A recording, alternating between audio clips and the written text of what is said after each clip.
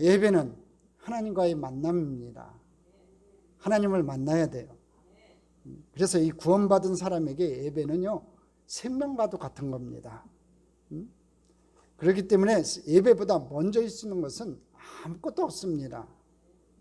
여러분, 성경을 보거나 우리 인류 역사를 볼 때 한 시대 하나님의 손에 붙들림을 받으며 위대하게 쓰임을 받은 사람들의 공통점이 있습니다.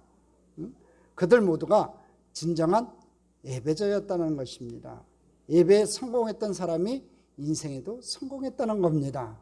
오늘 여러분이 예배의 성공자가 되기를 주님의 이름으로 축복합니다.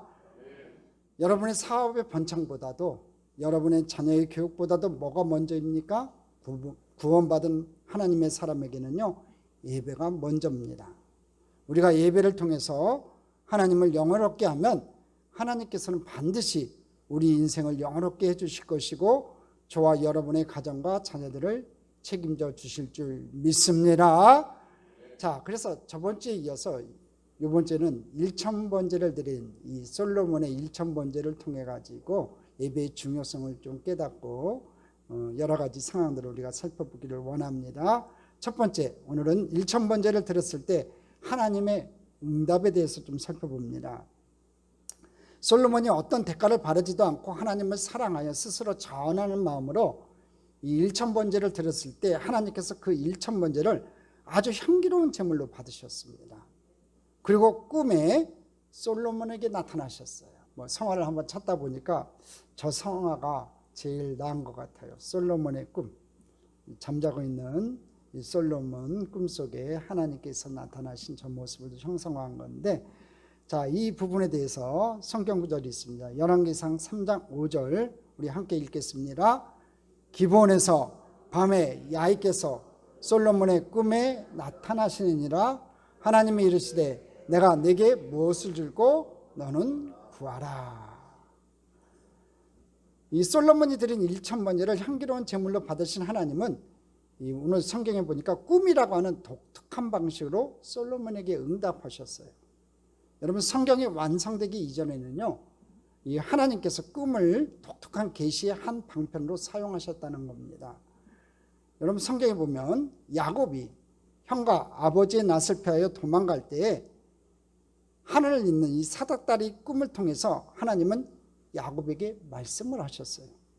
또 야곱이 하란에 있을 때도 꿈을 통해 가지고 이제 하란을 떠나 고향 땅으로 돌아갈 것을 지시하셨어요. 또 요셉에게는 해와 달과 11별에 대한 꿈을 통해 가지고 꿈을 꾸게 하심으로 하나님의 비전을 깨닫게 하셨어요. 또 예수님의 아버지 요셉에겐 꿈을 통해 가지고 마리아를 의심하지 말고 데려오라고 말씀을 하셨습니다. 이렇게 꿈은 이 성경에 보면요, 하나님의 거룩한 계시의 한 방편이었어요. 자, 그러면 중요한 게 있습니다. 꿈을 통해서 하나님께서 계시를 하셨는데, 말씀을 하셨는데, 하나님께서 언제 솔로몬에게 이렇게 응답하셨는가가 중요해요. 우리 개역개정편에는 밤에 이렇게 돼 있거든요. 기브온에서 밤에 야훼께서 솔로몬의 꿈에 나타나시니라, 이렇게 해서 밤에라고 돼 있는데, 이 공동 번역과 우리말 성경을 보게 되면요, 그날 밤이라고 돼 있어요. 이게 더 정확한 것 같습니다. 그러니까 솔로몬이 1000번제를 드린 직후 바로 그날 밤에 꿈에 나타났다는 거예요. 솔로몬이 1000번제를 하나님께 드리고 예루살렘으로 돌아가기 직전 바로 그날 밤 하나님께서 꿈에 솔로몬에게 나타나셨어요. 이것을 보게 되면 우리가 무엇을 알 수 있을까요? 하나님이 솔로몬이 드린 1000번제를 얼마나 기쁘게 받으셨는지를 알 수 있다는 거예요. 솔로몬이 예루살렘에 돌아가서 한참 후에 꿈에 나타날 수 있음에도 불구하고 1000번제를 드린 바로 그날 밤에 하나님께서 꿈에 나타나셨다는 걸 보면 하나님께서 이 솔로몬이 드린 1000번제를 진짜 기쁘게 받으셨다는 거지요. 솔로몬이 드린 1000번제를 하나님이 얼마나 감동과 감격으로 받으셨는지를 우리가 알 수 있다는 겁니다. 그러면 솔로몬의 1000번제를 받으시고 꿈속에 나타나신 하나님은 솔로몬에게 무엇을 말씀하셨을까? 우리가 잘 아는 말씀이죠. 열왕기상 3장 5절 하반절 말씀입니다. 함께 읽겠습니다. 하나님이 이르시되 내가 네게 무엇을 줄고 너는 구하라. 아주 유명한 말씀이죠. 내가 네게 무엇을 줄고 너는 구하라. 우리말 표준 세번역을 보게 되면 좀 더 쉽게 되어 있습니다. 내가 너에게 무엇을 주기를 바라느냐? 나에게 구하여라. 이렇게 번역이 되어 있고요. 이것을 한마디로 말하면 이런 말입니다. 내가 너에게 줄 것을 무엇이든지 너는 구하라는 겁니다. 하나님께서 이렇게 말씀하신 것을 보면 솔로몬은 어떤 목적을 이루기 위한 수단으로서 자신이 원하는 그 어떤 것을 얻어내기 위한 수단으로서 일천번제를 드리지 않았다는 것을 우리가 알 수가 있다는 거지요. 그러니까 하나님이 이렇게 말씀하시는 거 아니겠어요, 여러분? 솔로몬이 다른 목적을 가지고 일천번제를 드렸다면 하나님께서 이렇게 얘기 안 했을 거예요.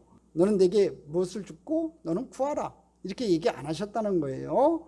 그러니까 하나님께서 이렇게 얘기하셨다는 것은 솔로몬이 일천번제를 드릴 때 다른 목적을 가지고 드리지 않았다는 거지요. 이것이 우리가 가져야 할 예배의 자세라는 거예요. 예배는 결코 내가 원하는 것을 얻어내기 위한 수단이 아니에요. 예배를 통해서 내가 어떤 보상을 받아내는 것이 아니라는 거죠. 어떤 목적을 가지고 하나님 앞에 예배드리는 게 아니에요. 예배는 어떤 축복이나 어떤 소원을 이루기 위한 수단이 결코 아니라는 겁니다.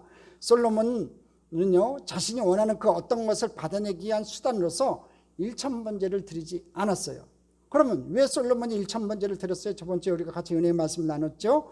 일천번제에서 가장 중요한 것은 그 결과보다도 왜 솔로몬이 일천번제를 드렸는지 그 동기와 배경이 더 중요하다고 했습니다.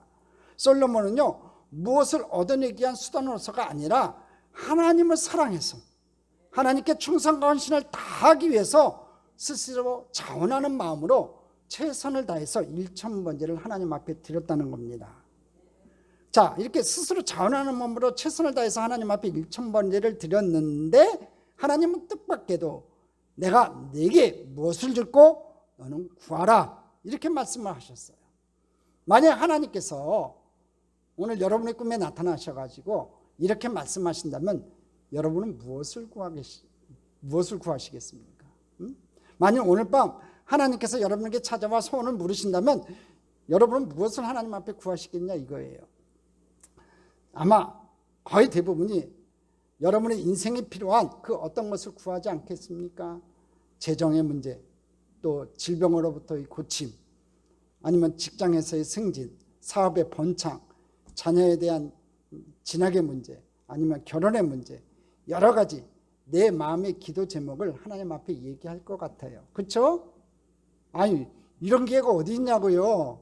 내가 내게 무엇을 줄고 너는 내게 구하라 할 때 여러분 뭘 구하겠냐고요. 제가 이 설교를 어디 가서 한번 한 적이 있었습니다. 그랬더니 대뜸 성도 중에 한 분이 그래요. 로또 번호! 그래, 우리가 지금 가장 소망하는 것을 우리가 구하지 않겠냐 이거지요. 자, 그럼 두 번째로 우리 솔로몬의 대답을 한번 살펴봅시다. 자, 그러면 하나님께서 솔로몬에게 내가 네게 무엇을 줄고 너는 구하라 이렇게 하나님께서 말씀하셨을 때 솔로몬은 하나님 앞에 무엇을 가장 먼저 구했을까요?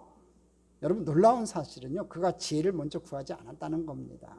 그는 가장 먼저 아버지 다윗에게 베푸신 큰 은혜를 감사했어요. 우리는 솔로몬이 지혜를 구했다고 하는데요, 아니에요. 잘 보면요, 첫 번째로 다윗은요, 아버지 다윗에게 베푸신 큰 은혜에 감사를 드려요.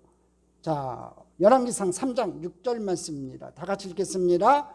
솔로몬이 이르되 주의 종 내 아버지 다윗이 성실과 공의와 정직한 마음으로 주와 함께 주 앞에서 행함으로 주께서 그에게 큰 은혜를 베푸셨고 주께서 또 그를 위하여 이 큰 은혜를 항상 주사 오늘과 같이 그의 자리에 앉을 아들을 그에게 주셨나이다. 솔로몬은요, 가장 먼저 내 자신에게 필요한 그 어떤 것을 구하지 않았어요. 솔로몬은 가장 먼저 하나님께서 아버지 다윗에게 베풀어 주신 큰 은혜에 대해서 감사를 드립니다. 그래서 뭐라고 말합니까? 주께서 아버지 다윗에게 큰 은혜를 베푸셨다고 고백하고 있습니다. 여러분, 은혜가 뭡니까? 은혜, 값없이 베풀어 주신 하나님의 호의와 사랑을 말합니다. 그런데 주께서 아버지 다윗에게 오늘 성경이 뭐라고 얘기하냐면 큰 은혜를 베풀었다고 얘기해요. 그냥 은혜가 아니고요, 주께서 내 아버지에게 큰 은혜를 베풀어 주셨다고 말하고 있다고요. 어떤 은혜요? 큰 은혜를 주셨다고 얘기해요. 여러분, 은혜 자체가 원래 계산될 수 없고 측량할 수 없는 겁니다. 그렇죠? 그걸 우리는 은혜라고 말합니다. 원래 은혜라고 하는 것은요, 계산될 수도 없고 측량할 수 없는 것인데, 하나님께서 내 아버지 다윗에게는 정말 어떻게 계산될 수도 없고 이루 헤아릴 수도 없는 그 풍성한 은혜를 아버지에게 주셨다는 겁니다. 이렇게 고백하는 거예요. 그러니까 솔로몬 자신이 볼 때 아버지 다윗의 인생은 한마디로 하나님께서 베풀어 주신 큰 은혜였다는 거예요. 솔로몬은, 그러니까 다른 사람은 몰라도 내 아버지 다윗은요, 하나님 은혜가 아니면 도저히 설명될 수 없는 인생이라는 것을 이 솔로몬은 알고 있었다는 거예요. 여러분 한번 생각해 봅시다. 하나님 은혜가 아니면 아버지 다윗이 어린 시절에 어떻게 블레셋 장수인 골리앗을 무너뜨릴 수 있었겠냐 이거지요. 이건 불가능한 일이에요. 우리는 너무나 잘 아는 이야기니까 그런가 보다 하지만, 여러분 물맷돌 하나로 여러분 골리앗을 쓰러뜨리는 거 불가능한 일입니다. 하나님 은혜가 아니라면 다윗이 그 수많은 전쟁에서 어떻게 백전백승을 할 수 있었을까요? 하나님 은혜가 아니라면 베들레헴 목동에 불과했던 아버지 다윗이 어떻게 이스라엘의 만성창자 왕이 될 수 있었겠냐 이거지요. 그러니까 솔로몬은 아버지 인생에 하나님께서 베풀어 주신 큰 은혜임을 기억하고 있었다는 거예요. 그래서 아버지 다윗의 인생에 베풀어 주신 하나님의 큰 은혜로 인하여 감사를 먼저 드려요. 더 나아가 솔로몬은 하나님께 이런 놀라운 고백을 드리고 있습니다. 열왕기상 3장 6절 하반절인데요, 우리 함께 같이 읽겠습니다. 주께서 또 그를 위하여 이 큰 은혜를 주사, 항상 주사 오늘과 같이 그의 자리에 앉을 아들을 그에게 주셨나이다. 6절에 보면 주께서 또 그를 위하여 이 큰 은혜를 어떻게 주셨다고요? 항상 주사. 주께서 또 그를 위하여 이 큰 은혜를 항상 주었다고 고백해요. 그러니까 6절에 잘 보십시오. 큰 은혜라는 말이요, 2번 나와요. 큰 은혜를 베풀어 주셨고 이 큰 은혜를 항상 주셨다고 고백합니다. 그래서 오늘과 같이 그의 자리에 앉을 아들을 그에게 주셨대요. 아들을. 큰 은혜를 주셔가지고 그의 자리, 다윗의 왕의 자리에 앉을 아들, 자기를 줬다고 고백하고 있어요. 이것은 하나님께서 주권적으로 다윗과 맺은 언약을 근거로 하는 말입니다. 사무엘하 7장을 보게 되면요, 하나님께서 주권적으로 다윗과 맺은 언약의 내용이 기록되어 있어요. 다윗 언약이 기록되어 있어요. 사무엘하 7장 12절로 13절에 가서 보게 되면 그 언약의 핵심 내용이 바로 이와 같아요. 같이 읽어보겠습니다. 내 수완이 차서 내 조상들과 함께 누울 때 내가 내 몸에 선 날 내 씨를 내 뒤에 세워 그의 나라를 견고하게 하리라. 그는 내 이름을 위하여 집을 건축할 것이요 나는 그의 나라 왕위를 영원히 견고하게 하리라. 보십시오. 내가 내 몸에서 날 내 씨를 내 뒤에 세우겠다고 얘기하고요, 그의 나라를 견고하게 할 것이고요, 나는 그의 나라 왕위를 영원히 견고하게 하리라. 하나님께서 이렇게 다윗과 맺은 그 언약을 이루시기 위해서 솔로몬 자신을 아버지 대를 이어서 이스라엘 왕으로 세워주셨다고 고백하는 거예요. 실제로 하나님은 이 언약의 말씀을 따라서 이 솔로몬에게 여디디야라고 하는 이름을 지어준 이 솔로몬을 아버지 다윗을 이어서 이스라엘 왕위에 오르게 하셨어요. 저번 주에도 얘기했지만 솔로몬이 왕위에 오를 확률은요, 아주 퍼센티지가 낮아요. 왕자들 중에서도 끝무렵이고 아무런 지지 기반도 없었던 아들이었습니다. 불륜의 대상을 통해서 난 아들이었기 때문에 왕위에 오를 확률이 적었어요. 그럼에도 불구하고 이 솔로몬 자신을 왕위에 오르시게 한 것조차도 하나님께서 베푸신 큰 은혜였다고 고백해요. 그러니까 솔로몬은 지금 아버지 다윗을 이어서 자신이 이스라엘 왕이 된 것은 운이 좋아서가 아니라, 자신이 잘나서가 아니라, 하나님께서 아버지 다윗과 일방적으로 맺으신 그 언약을 따라 큰 은혜를 베풀어 주셨기 때문이라고 고백하고 있어요. 한마디로 말하면 솔로몬은 내가 아버지의 뒤를 이어서 왕이 된 것은 하나님께서 다윗과 맺은 그 언약을 따라 큰 은혜를 베풀어 주셨기 때문이라고 오늘 고백하고 있는 거예요. 오늘 내가 그 아버지 뒤를 이어서 이스라엘 왕이 될 수 있었다고 고백하고 있는 겁니다. 저는 이 말씀을 보고 준비하면서 과연 내 자녀들도 솔로몬처럼 이런 기도를 드릴 수 있을까 생각해 봤어요. 아니, 여러분의 자녀들도 과연 이런 기도를 드릴 수 있을까 한번 생각해 봤습니다. 하나님, 우리 부모님에게 큰 은혜를 베풀어 주심으로 인하여 감사합니다. 하나님께서 우리 부모님에게 이렇게 큰 은혜를 베풀어 주셨습니다.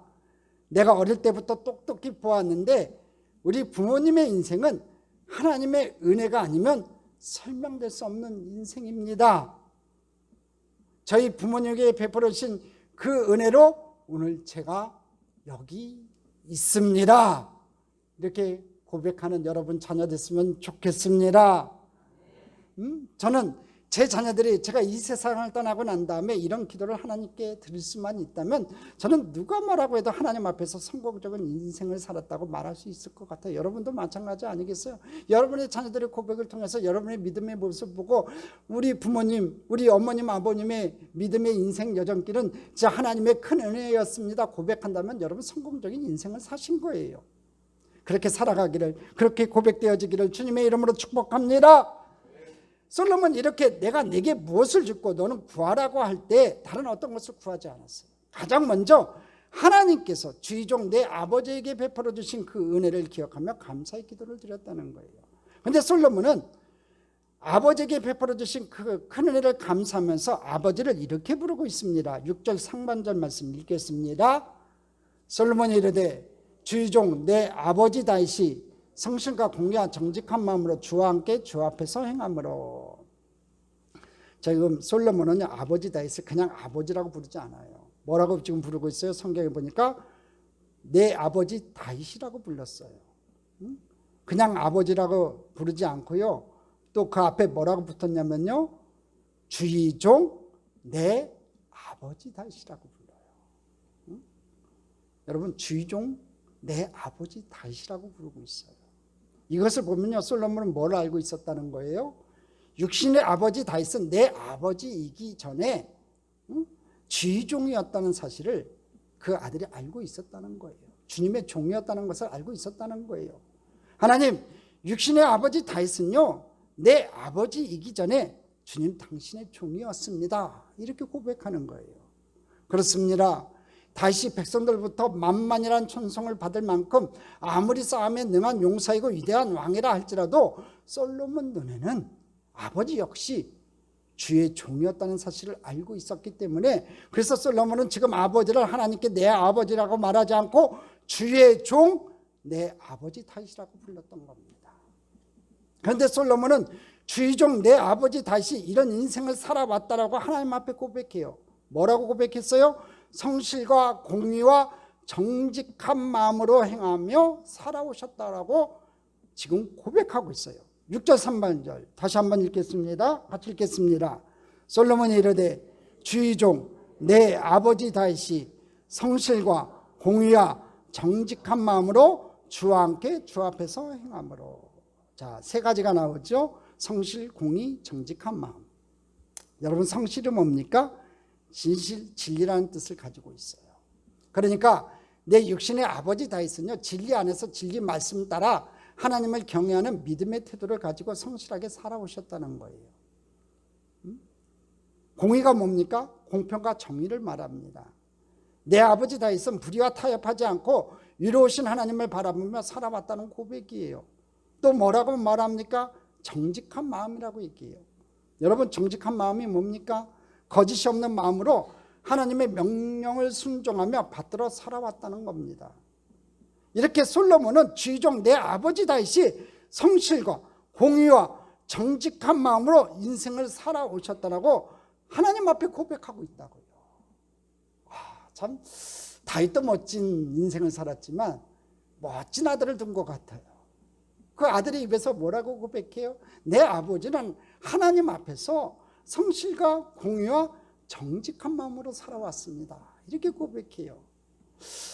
여러분 자녀들은 과연 이런 고백 하나님 앞에 드릴 수 있을까요? 여러분의 모습을 보면서요. 다윗이 그냥 대충대충 살았다면 솔로몬은 이런 고백 못 드렸어요. 솔로몬이 봤을 때 자기 아버지가 그렇게 살아온 모습을 봤기 때문에, 하나님 앞에 살아온 모습, 코람데오의 모습을 봤기 때문에 지금 하나님 앞에 이렇게 고백하는 거예요.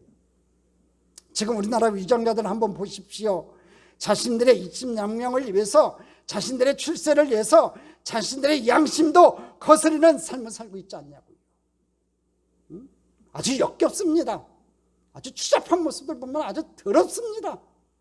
그런 사람들이 국회에 들어가 있고 그런 사람들이 유정자에 있다는 게 얼마나 가증스러운지 모릅니다. 과연 그런 유정자들이, 자녀들이 그 아버지를 이렇게 존중할 수 있겠습니까? 내 아버지는 성실과 공의와 정직한 마음으로 살아오신 분입니다라고 여러분 고백할 수 있겠냐고요. 오늘 우리 자녀들 입에서 이런 고백이 나올 수만 있다면 우리는 진짜 부끄러움이 없는 삶을 살아가고 있는 겁니다. 할렐루야. 우리가 이 땅에서의 삶이 전부가 아닙니다. 저번 주에 얘기되겠죠. 자녀들은 보고 배운다고요. 여러분들 예배에 최선을 다하는 모습 보이세요? 그리고 하나님 앞에 최선을 다하시는 모습을 보이세요? 하나님 앞에서 성실과 공의와 정직한 마음으로 살아가는 모습을 보이세요? 그러면 자녀들이 보고서 나중에 고백할 거예요. 우리 아버지는 이렇게, 우리 어머니는 이렇게 살았습니다.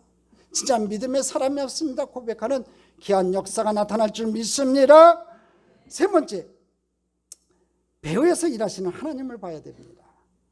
솔로몬은 하나님께서 내 아버지 다윗에게 베풀어 주신 큰 은혜를 감사하면서 더 놀라운 사실을 고백하고 있습니다. 열왕기상 3장 6절 3반절 다시 한번 읽어보겠습니다. 같이 읽겠습니다. 솔로몬이 이르되 주의 종 내 아버지 다윗이 성실과 공의와 정직한 마음으로 주와 함께 주 앞에서 행함으로. 지금 6절에 지금 솔로몬이 뭐라고 얘기합니까? 주의 종 내 아버지 다윗이 어떻게 살아왔다는 겁니까? 주와 함께 주 앞에서 행함으로. 그러니까 성실과 공의와 정직한 마음을 가지고 주님과 함께 투게더, 주님 앞에서 코람되어 행하는 삶을 살았다는 거예요. 주님 앞에서 행하는 삶을 살았다는 거예요. 사람들 앞에서가 아니라 하나님 앞에서 그렇게 성실과 공의와 정직한 마음을 가지고 행하는 삶을 살아왔다고 고백해요. 여러분 이게 쉬운 것 같아요. 쉽지 않잖아요. 사람들은요, 사람 없으면요 본성이 드러나요. 누가 보지 않으면요 여러분 사람 본성이 드러나게 돼 있다고요. 그렇지 않아요? 우리 교인들 앞에서 서로 거룩한 척 하잖아요. 주일날 오면 거룩하게 보이잖아요. 근데 집에 돌아가면 안 그렇잖아요. 안 그런 모습들이 가끔가다 드러나죠. 매일 그렇지는 않지만 가끔가다 드러날 것 같아요. 안 그런 척 하지 마세요. 저도 그러니까. 그래요. 사람은 그래요. 근데 다윗은 솔로몬이 봤을 때 안 그렇다는 거예요. 성실과 공의와 정직한 마음을 가지고 주님과 함께 주님 앞에서 행하는 삶을 살았대요. 그러니까 멋있는 인생을 사는 것 같아요. 내 아버지 다윗이 하나님 앞에서 그렇게 행하며 살아왔다고 고백해요. 그렇습니다. 여러분, 다윗은 끊임없이 하나님 앞에서의 삶을 살려고 몸부림쳤던 사람이에요. 그래서 시편 16편 8절을 보게 되면 다윗은 이렇게 고백하고 있어요. 우리 같이 한번 고백해 봅니다. 내가 야훼를 항상 내 앞에 모심이요 그가 나의 오른쪽에 계심으로 내가 흔들리지 아니하리로다. 다윗의 고백이에요. 내가 야훼를 항상 내 앞에 모시고 살았습니다. 베들레헴에서 목동으로 양떼를 칠 때도, 지명수배자가 되어 쫓기는 삶을 살 때도, 수많은 전쟁을 치를 때도 나는 내 앞에 하나님을 모시고 살아왔다는 거예요. 하나님을 내 앞에 모시고 살아왔다고 하는 이 말은 단순히 하나님이 내 앞에 계시는구나, 하나님 존재를 인식하고 의식하는 정도가 아니에요. 여러분, 하나님이 내 앞에 계시구나 그거 아는 걸로 끝나는 게 아니에요. 내 앞에 계신 그 하나님과 인격적인 교제를 나누었음을 말하는 거예요. 끊임없이 대화를 나누고 끊임없이 질문을 던지고 그분 앞에 엎드려 기도하고 그분 앞에 찬양했음을 말하는 거예요. 성경에 나오는 인물 중에 가장 많이 하나님께 묻고 질문을 던지고 또 질문을 던졌던 사람이 누군지 아세요, 여러분? 바로 다윗이에요. 다윗은 끊임없이 하나님께 묻고 또 물었어요. 그리고 그 하나님 앞에서 하나님을 찬양했어요. 이것이 바로 하나님을 내 앞에 모시고 사는 삶이라는 거지요. 그러므로 우리도 항상 주님을 내 앞에 모시고 그 앞에서 인생을 살아가기를 주님의 이름으로 축복합니다. 그렇게 살아갑시다. 오늘부터라도 항상 주님을 내 앞에 모시고 그 앞에서의 인생을 좀 살아갑시다. 누가 보든 안 보든 하나님께서 나를 보시고 계시니까, 내가 하나님 앞에 있으니까 거짓말하지 말고 성실하게 하나님 앞에 말씀도 보고 기도 생활도 하면서 우리가 하나님 모시고 살아갑시다. 하루를 시작하는 순간부터 잠자리에 들 때까지 항상 주님을 내 앞에 모시고 하나님과 친밀한 대화를 나누고 그분 앞에 인생을 살아갈 수 있기를 주님의 이름으로 간절히 축복합니다. 솔로몬은요, 다른 사람은 몰라도 내 아버지는, 주의종 내 아버지 다윗은 성실과 공의와 정직한 마음으로 주님과 함께 주님 앞에서 행하며 살아오셨다라고 하나님 앞에 지금 고백하고 있어요. 그렇다면 오늘 나는 내 사랑하는 자녀들에게 어떤 모습으로 비춰지고 있을까요? 여러분 자녀는 여러분의 인생을 바라보면서 어떤 평가를 내리고 있을까요?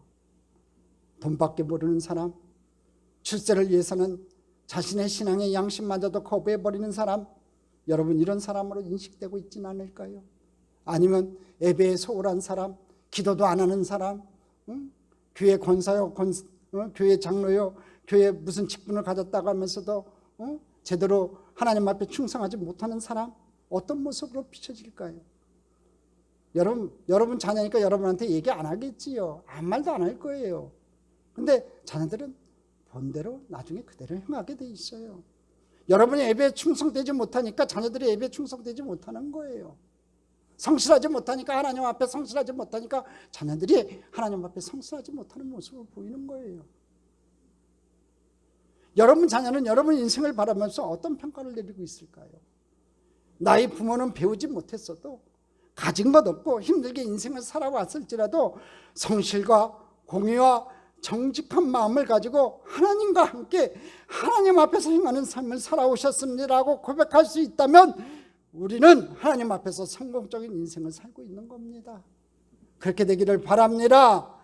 저와 여러분이 이 땅을 떠나가 난 이후에 우리 자녀들이 추도 예배를 드리면서 이런 고백만 할 수 있다면 부끄러운 삶이 아닌 성공적인 인생을 살았다고 말할 수 있을 겁니다. 그렇게 되기를 바랍니다. 자, 솔로몬은 하나님께서 내가 네게 무엇을 줍고 너는 구하라고 할 때에 하나님께서 주의종 내 아버지에게 베풀어 주신 큰 은혜를 감사했어요. 자, 이것을 보게 되면요, 중요한 게 뭐냐면 이 고백을 드린 게 중요한 게 아니라요, 이 고백을 드리셨던 솔로몬의 마음이에요. 이것을 보게 되면 솔로몬은 아버지 인생의 배후에서 일하시는 하나님을 정확히 알고 있었다는 거예요. 사람들은 눈에 보이는 것만을 가지고 판단하고 평가해요. 배후에서 일하시고 역사하시는 하나님을 보지 못해요. 물론 세상의 사람들은 어렴풋이나마 보이지 않는 어떤 힘에 의해서 운명이 결정된다는 것을 알고 있어요. 알고 있는 것 같아요. 그래서인지 운명이란 말을 자주 사용해요. 운명이라니 생각하고 살라고 얘기하잖아요.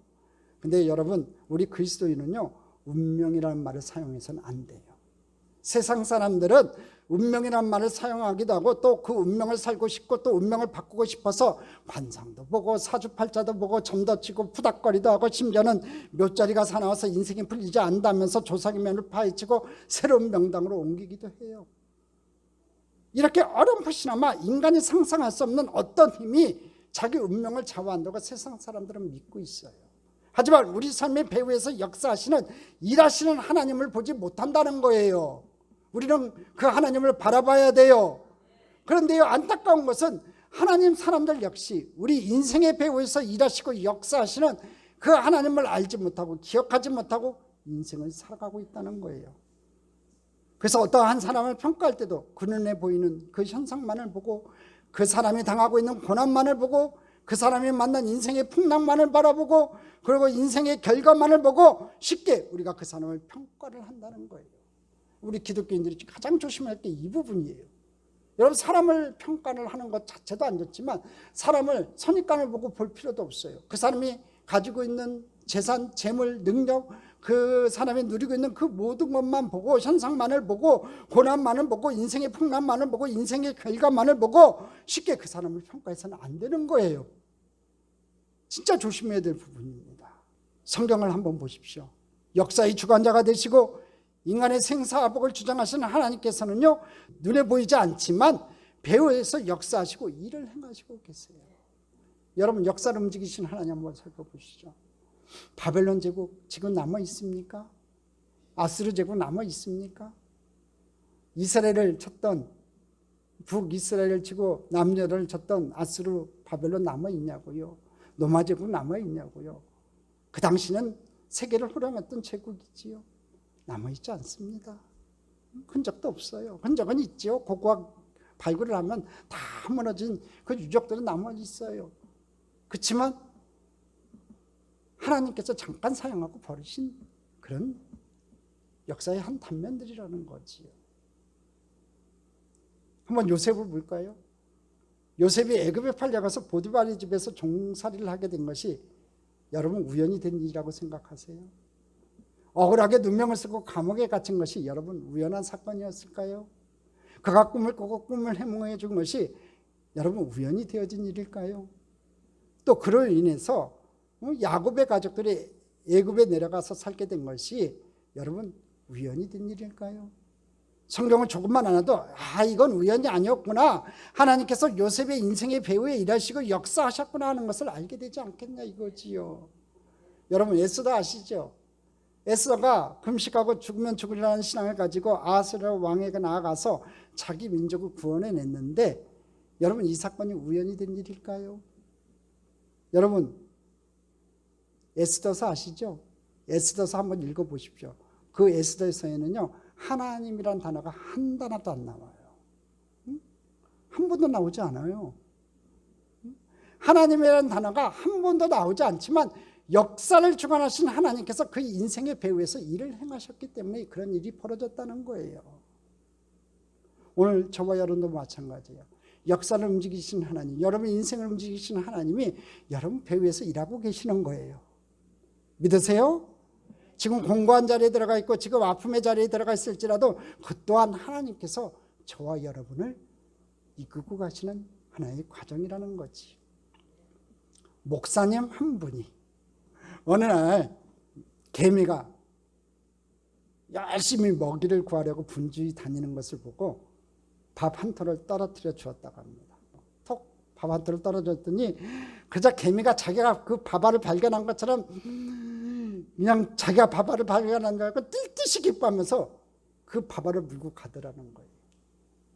그런데 또 다른 개미 한 마리가 그 밥알을 빼앗으려고 달려들었어요. 덤벼들었어요. 그래서 그 개미 두 마리가 싸움이 벌어졌습니다. 그때 그 목사님이 볼펜으로 뒤에 온 개미를 튕겨버렸어요. 그런데 처음 개미는 자기 힘으로 이긴 줄 알고 이기양양하게 밥알을 끌고 제 집으로 돌아가더랍니다. 그때 목사님이 이렇게 생각했어요. 그 개미들의 투쟁을 보고 싸움은 너희가 싸웠으나 승패는 내가 결정해 주었다 라고 하면서 싱거두었다고 합니다. 목사는 그렇게 장난을 놓으면서도 여러 가지를 생각해요. 하나님께서 우리 인생을 이렇게 다스리시고 계시는구나. 어쩌면 우리 인간들의 모습이 이런 모습 아닐까요, 여러분? 우리 인간들은 이 개미처럼 자기 스스로가 그 밥알을 발견한 것처럼 생각하잖아요. 뭔가 잃었으면 내가 잃었다 하잖아요. 내가 상처했다고 한다고요. 자기 스스로 힘으로 이긴 것처럼 얻은 것처럼 생각해요. 배후에서 그 밥알을 던져주고 그리고 뒤따라오는 두 번째 개미를 튕겨주고 싸움에서 이기게 해주었는데 자신이 발견하고 자신이 이긴 것처럼 그렇게 인생을 생각한다는 거예요. 솔로몬은요 아버지 인생의 배후에서 일하신 하나님을 보았어요. 우리도 마찬가지예요. 오늘 그 하나님을 볼 수 있어야 돼요. 할렐루야. 다른 걸 볼 필요 없어요. 역사를 주관하신 하나님을 봐야 되고요. 역사까지는 바라볼 필요 없더라도 내 인생을 주관하시는 하나님을 바라볼 수 있어야 됩니다. 아버지 인생의 배후에서 끊임없이 일하시는 하나님을 보았기 때문에 하나님께서 내가 네게 무엇을 줬고 너는 구하라고 할 때 가장 먼저 다른 것을 구하지 않고 내 아버지에게 베풀어 주신 그 큰 은혜를 인하여 감사했다는 거지요. 저는 우리 성도님들이 현상만을 보지 말고 인생의 배후에서 일하시는 그 하나님을 볼 수 있기를 주님의 이름으로 축복합니다. 왜냐하면 내 인생의 풍랑과 고난만을 바라보게 되면 우리는 낙심하고 좌절할 수밖에 없어요. 그러나 우리가 믿음의 눈을 열어서 내 인생의 배후에 일하시는 하나님의 손길을 볼 때 오늘 저와 여러분이 속에서는 감사가 넘쳐날 줄 믿습니다. 찬양이 넘쳐나는 인생이 될 줄 믿습니다. 내 인생의 배후에서 일하심을 본 자만이 우연이 아닌 이 모든 것이 하나님의 큰 은혜였음을 고백하게 된다는 거지요. 오늘 그 고백이 저와 여러분의 고백이 됐으면 좋겠습니다. 오늘 시간 하나님께서 우리 모두의 믿음의 눈을 열어주셔서 우리 인생의 배후에 일하시는 하나님을 볼 수 있게 되기를 주님의 이름으로 축복합니다. 축복합니다. 축복합니다.